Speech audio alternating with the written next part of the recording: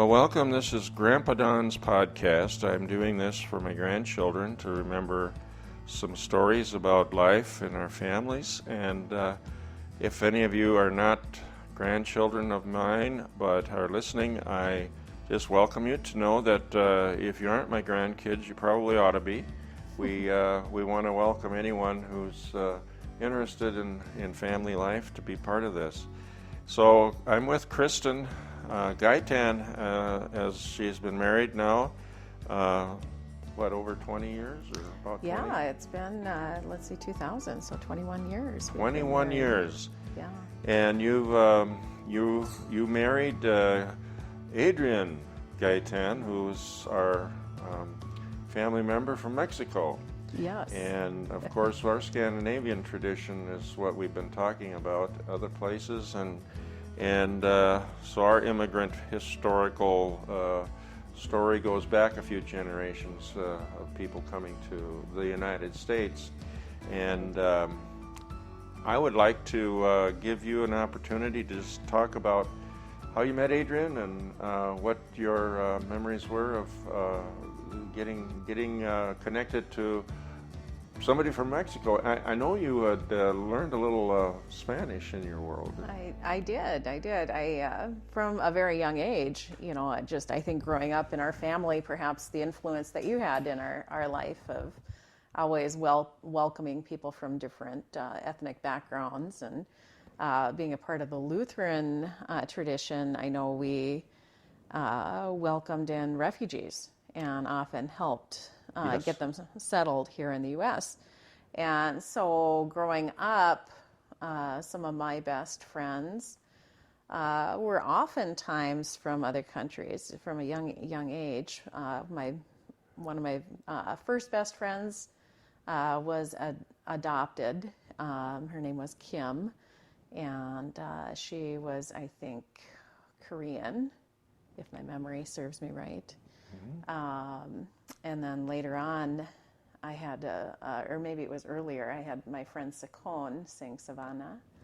And I wish I knew where she was. I would love to find her, reconnect. But she had come over from Laos, which she was Laotian. Yes. And I know that our church was helping her uncle settle. Yes. And, yes. Anyway, it was just a very cool thing for me to have that in our lives, and to just be enriched by learning about her culture. And I spent a lot of time over at her house, and she spent a lot of time at our house, and Absolutely. some good memories growing up. And yeah. that was Southeast Asian immigrant folks, I think that we would say. Yeah, and so your life as a child was to know that there are people from other countries that were worth getting to know. Yeah, absolutely, absolutely. It was very cool. So anyway, I just I remember sitting with for sure with Sakon, and she would teach me a little bit. Like numbers or different things from her language. And then I think Mom used to count in Spanish for us. So she taught us Yes. that if she was very upset with us, she would count in Spanish, and we knew we better pay attention. The old Spanish Yes. warning, huh? Yes. So, just, those little funny things. But they got me, introduced to language, and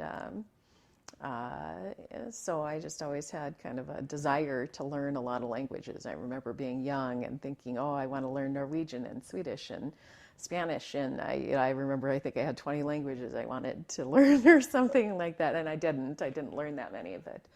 But Spanish, as I got older, I know I took some German, don't remember much of that, but I've got, can count to like 20 maybe. But then later on, I got into the Spanish. And that's in high school. where you really hooked into that language. And I think you had a friend that was an exchange student. Yes. Yeah. Oh, yeah. And so when I was in high school, oftentimes my best friends were immigrants. They were exchange students. So in 10th grade, Aida Vasquez came from Mexico, is my memory. Maybe it was 11th. It was right in there. But whatever. But she was from Mexico, Yep. Toluca, Mexico. And so I got to know Aida pretty good, and we were best friends. That I probably drew me into the Spanish a little bit more, but I had already had 1 year. I took, I probably had half a year in 8th grade, and then a full year in 9th grade of Spanish, and then it was 10th grade because I'd moved over to the Catholic school by this point. That's right. Being Lutheran and having you move to the Catholic school was pretty interesting. Absolutely. And that's another story about our family, but there was some issues with pollution indoors and effects on neurological effects, actually, that we had to deal with. But that's another story. But this point being, you got into the Spanish language, and you were motivated to not only just learn it a little bit, but you could speak it. I could, yeah. Oh, yes, yeah, absolutely. I had a very good teacher in 9th grade, and then let's see if I can come up with her name. It'll probably be after the podcast. I'll remember. Well, yeah, it, but, you know, this could be a memory test podcast, but I don't think we need to make it that. If you, No, but it's okay if you don't remember everything about details like that. But I think that the point being now that, okay, so you kind of had a pretty good handle on basic Spanish communication. Yep. And then how did things happen that you would meet Adrian? I was living with a roommate, a good friend, and out in the cities, and her sister had been dating Adrian's brother. And so they decided that we should go out dancing. And so she had said, kind of was trying to kind of set us up in pairs, I think is how it worked. So this was my best friend at the time, her younger sister who was doing this. And so anyway, she was like, I think Adrian and you should, Meet So there was a blind date. It was kind of a blind date type of thing, yes. And it was funny because we showed up to their apartment, and I think Alfredo had told everyone that, Angie's going to come over, and we're going to, she's bringing some of her roommates, and we're going to go out dancing. And the guys had not really taken it too serious, so we got over there, and everyone was kind of sitting around in their underwear. Oh my goodness! So I don't know. Do we want to go too far into that? So it was kind of funny because they, boxer shorts or whatever, and so then they all like looked up and they were like, and they all ran to their bedrooms and got changed and came out, and then very, very sweet. More presentable. Yes. And I don't think I've heard this story before, so I'm glad I don't blush on a podcast. Okay, so you but anyway, it worked out. You did go dancing. Yeah, we all went out dancing and we got to know Adrian. Got to know him a little bit. Yes, and sometimes we say one thing leads to another, and it took a little while because I was not being, I don't know, there was a lot to it, but I know he'd called a couple times and I had ignored phone calls and such, so he had to work for this a little bit, and then we started going out here and there a little bit, and sure enough ended up and then you ended up getting married, and I remember the wedding, and I remember that after the wedding, and the wedding was very nice, and it had both traditions, Mexican and Norwegian traditions there. But we'll let that be another story. But what I want to hear about is now, that meant that you and Adrian went down to Mexico to meet some of the people that were part of his life down there. We did. So we headed down, and we stayed down with Martine, who was a best man. Yes. So we stayed with Adrian's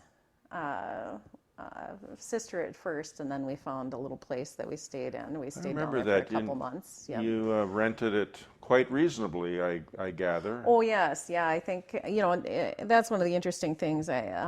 Culturally here in the U.S., the costs of things are quite a bit more than a lot Right. of things cost down in Mexico. And this has probably been almost 20 years ago that I was down there. But rent was a lot cheaper. So I think at the time it was about $50 a month for us to rent a little Yeah, house. $50 a month, and I'm sure anybody that's listening to this cannot hardly imagine $50 a month for rent for anything, anywhere. Right. But the point being, it was affordable in terms of money, and Yeah, oh yeah. and then you got to know Martine and his was mother. Adrian's good friend. So he was best man in the wedding. And we ended up going over and spending quite a bit of time with his mom and family. And his mom, I called her Doña Maria because that's a brand of, just a brand that's very common. And Doña means like Mrs. For somebody who's older. So Senora would be For the like somebody who is newly married. Señorita is unmarried, but Doña is when you're been married for a little while and you're getting a little older. Maybe you even have grandkids by this time. So it's Doña, and then Maria is like Doña Maria is a brand for different types of food product. So anyway, but so it's kind of a stereotype of a mature woman who's motherly, and she took you under her wing, I think. Yes, she was like my mom while I was down there, just very sweet, and she taught me how to cook a lot of different food, and even though I knew Spanish, I could write it, I could somewhat read it.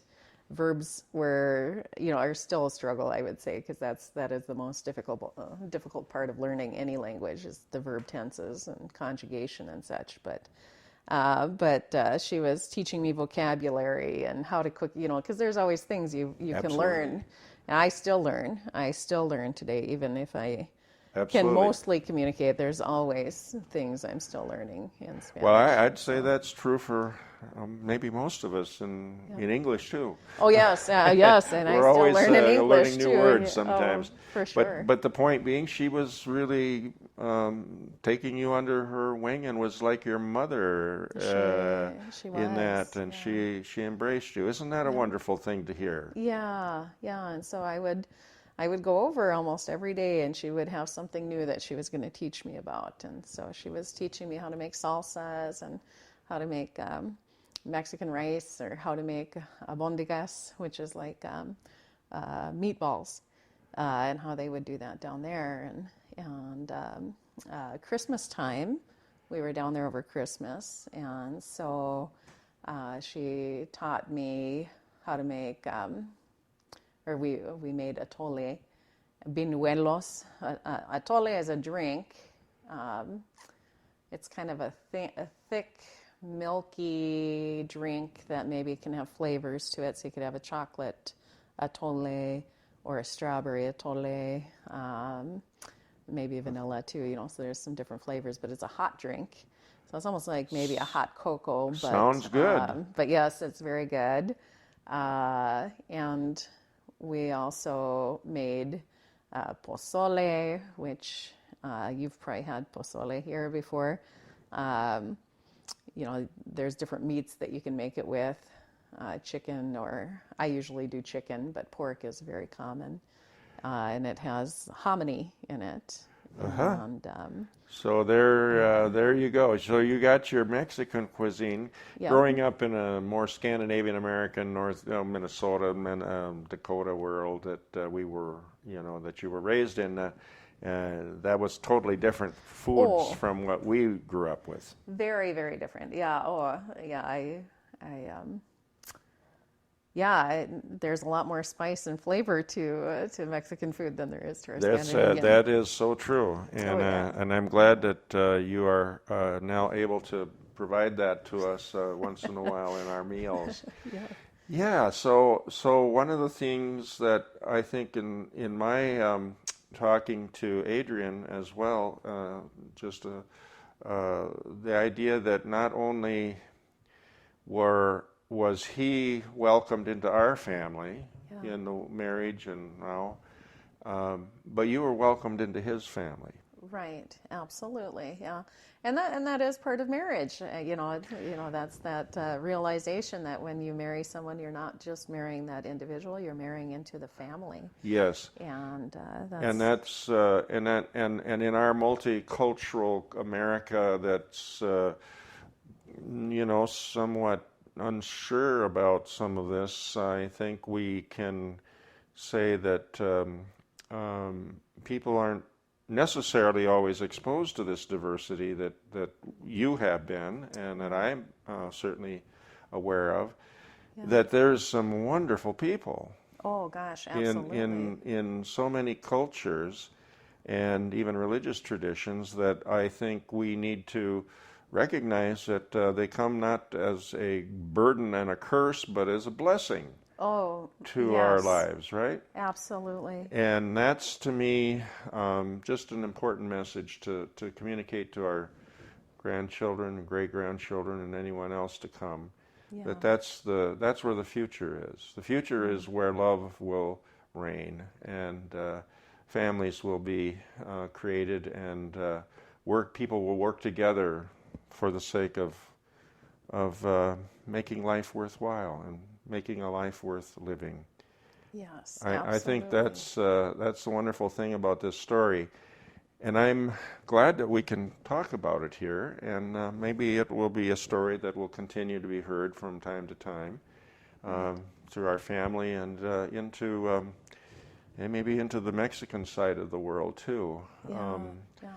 The United States and Mexico has to have a relationship as a people. There's so many people from Latin America, of other countries too, that seem at least quite desperate in some ways, and it's hard to watch and know. But we are very right now very privileged to be quite comfortable in our lives up here, and not only do we not recognize the humanity often of others that are struggling, but we kind of distance ourselves from it often. But in our family, we're not doing that. We're connecting. That is 100% a part of who I am, who I feel like we are as a people, is getting to know and love other people and other traditions, and just learning about the beauty in the world. I think if we only get stuck in our own little world, we miss out on so much more. And it's a lot richer when you have those experiences. Yes. Of getting to know other people and other perspectives and other ideas. Yeah. And they build on top of each other, and we can do greater things, I think. We can. Combine and I am so glad that we're having this kind of podcast. And I might say that my doing this podcast was not my idea. Yeah. I'm not a guy. I'm not a guy that comes up with ideas very much anymore, I suppose. But let's see, Isaiah Wheatgriff, my grandson, Carla's son, and I were sitting. I was driving, and he said to me, "Grandpa Don, I tell you what, us grandkids would like for Christmas. We think that we would like to hear podcasts and stories from you." Oh gosh, yes. And I said, "What's a podcast?" I kind of knew it had to do with, listening to somebody, but I didn't know much about any of this. I still don't. But JJ, my grandson there, Carlos, he's my help, And I'm really grateful for JJ. He's just a terrific kid that knows the technology now much as I can. I'm just in awe. And Yes. so he'll probably help me get this out so others can hear it, and including family members. And so I'm grateful for that. And maybe it is true that the most precious gift we have is to tell our stories and share our love. I think so. And our struggles at times as well, what we've been through. Well, and I think that's part of who we are as humans. We all have stories to tell. We do. And struggles that we go through. Absolutely. And I think they're universal. And if we actually listen and learn, I think that we all find that we have so many more things that are similar than different. That's what I've experienced too. Yeah. I know that's true. And I am so grateful to have this kind of conversation. I'll hope to have some more of it. But I think that we've made the point that in our family, there is the Mexican family side. I don't have as much exposure to it except through Adrian and his friends in Minneapolis area and the Twin Cities, whom I love and who've treated me so well. I'm just grateful for that. And I guess I want to just say that when we embrace each other, and we've said this already, when we embrace each other, we're talking about welcoming someone into our family, but we're also being welcomed into other people's families. Yes. Yeah. And this is something maybe that more and more of us can do wherever we live. Right. And to make friends. I would say this too about it, that I have found that in my stage of life, which is mid-70s, a little later now, and now that I have especially lost my wife, that the need for good friends is really important. And I've lost my brother and my sister who have died. Yeah. And so what I've done intentionally, without marriage and all the formalities, is to connect with certain men, particularly now, and we affirm each other as brothers. Oh, yeah. And I think that that's needed for us to, and any of us can do that. It's not impossible to do that. And when I'm talking emotionally, I'm talking about friendship. Yeah. We are brothers and sisters to each other, right? Absolutely. Even beyond our formal, so-called relationships in families. So that's the value that this Grandpa Don character that you're listening to is affirming, and I'm affirming it in my life. That is one thing I can do is whatever I want to do and can do to affirm and to be loved and accepted in others. That the more connected we are in a loving and supportive way is where the future is. Absolutely.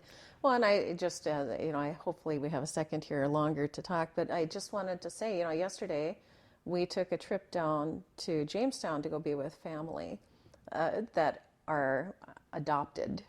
Yes. Yes. That's right. And so I think that's been another part of our life, our history growing up, and that I hope continues on, is that we've always kind of found people, because growing up in a minister's family, we moved around and we didn't have family close by. So you had to basically adopt family.